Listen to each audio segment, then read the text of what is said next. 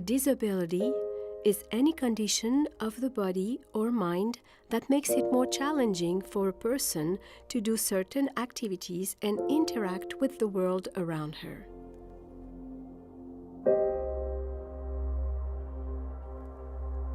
While a disability is a limitation, it can also become a moment for growth.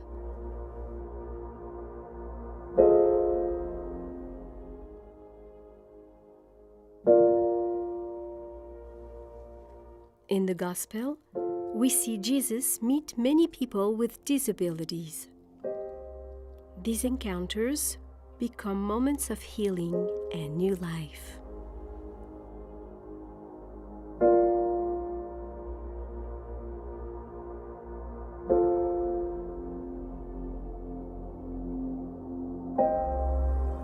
Let us first accept our own disabilities and incapacities.